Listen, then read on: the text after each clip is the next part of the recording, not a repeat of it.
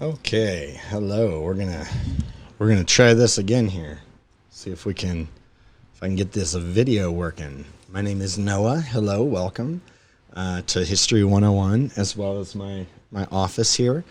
I'm gonna be your instructor for the next 16 weeks, and I'm gonna give you a handful of videos here that I'm working on, but experiencing technical difficulties as I haven't done much video editing in the last 10 years at least. But they are on their way. I will persist.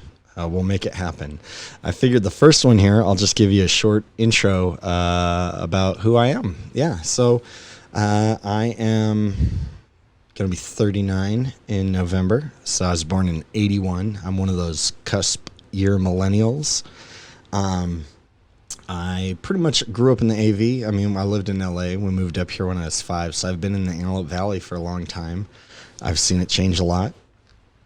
And I actually am an alum from AVC. I went there for 3.5 years. Like many community college students, it took me a little bit longer than 2 years to graduate and get out and transfer.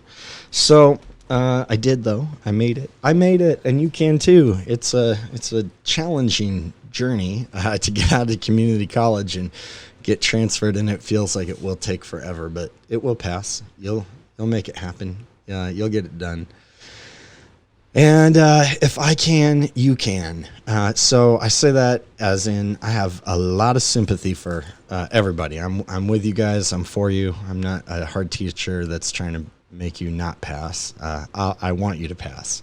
I've been in your shoes. And some of you guys might be thinking, well, maybe now you haven't been in my shoes. That's true, but I have walked a harder road than many community college students. I did not do well in school at all my whole childhood and moved every year to a different school. We grew up pretty poor out here, and I just didn't do well with institutions. So in the 7th grade, I went on independent study and stopped doing schoolwork and never returned to finish it.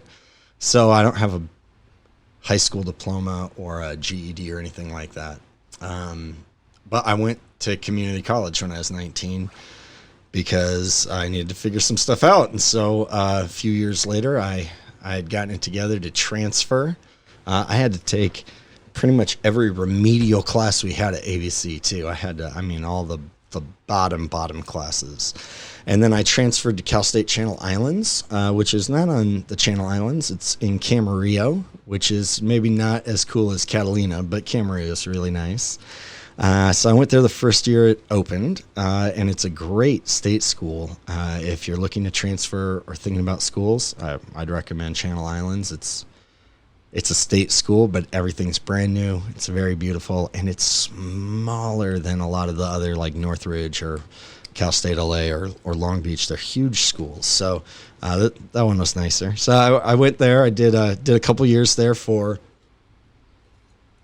my history degree. I graduated and sold my car and all my possessions and flew off to Europe for a summer.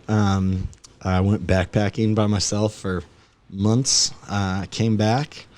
I got married to my beautiful wife, who I'd been dating for a little while. So married my wife. Got to travel all over the place, and I came back and I started working at my church I'd been working there a little bit. But I started going to seminary, which is graduate school for the Bible, basically, theology and whatnot. So I went to Fuller. We're back in, I think. I changed cameras because my other camera was giving me a problem, so wide angle now. Though maybe slightly more grainy. That's okay. It's just an intro video. I don't actually even remember where I was. I think I was talking about AVC. Going to Fuller, getting involved in that. I was going to do a PhD in church history and then decided against it. And so I just it was too minute, too boring for me at the time, and so I graduated and decided not to go on and do another program, and then I started working full time at the church that I was at, the Desert Vineyard, over on I and Challenger. Some of you guys might know that or even go there. It's kind of the church I grew up in. And so I worked there for years as the youth pastor, youth ministries pastor. I ran an after school program, all that kind of jazz.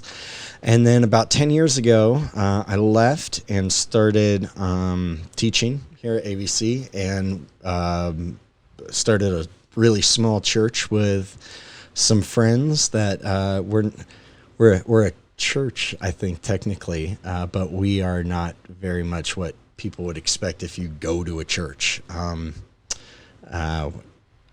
a Christian. I have a degree, a theology degree from a Christian school, worked in Christian church. I still read the Bible, talk about Jesus, but I don't really identify as a Christian anymore, for all kinds of reasons. We could talk about them because a lot of them are like socio-historical ones. The word has changed and morphed a lot recently. So,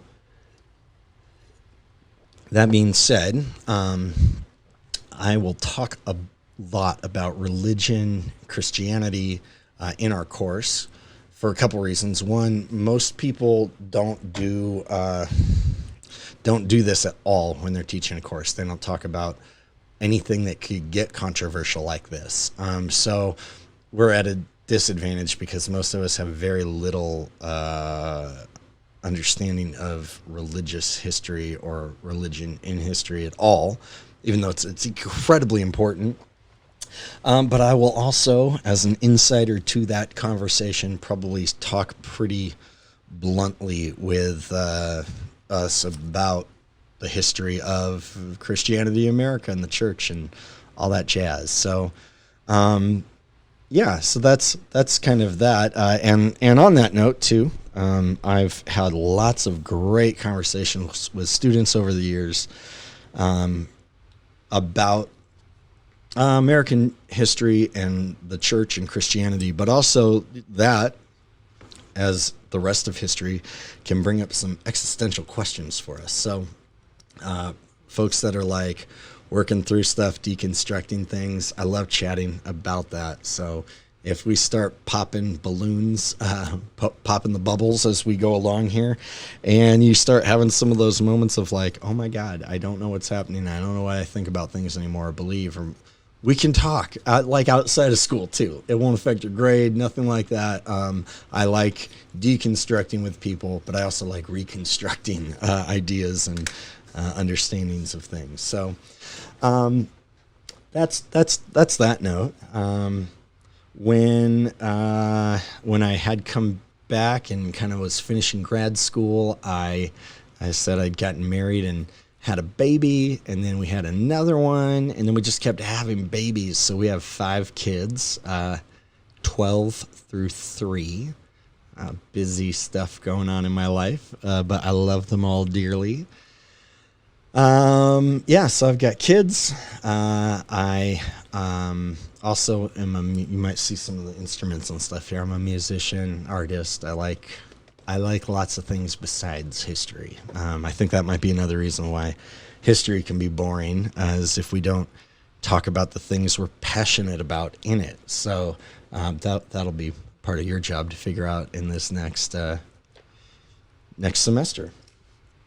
I think that's like mostly, those are like the big bullet points for me.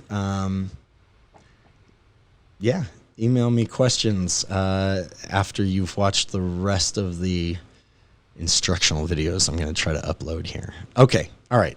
Thanks for hanging with me in that. I look forward to getting to know you all as well.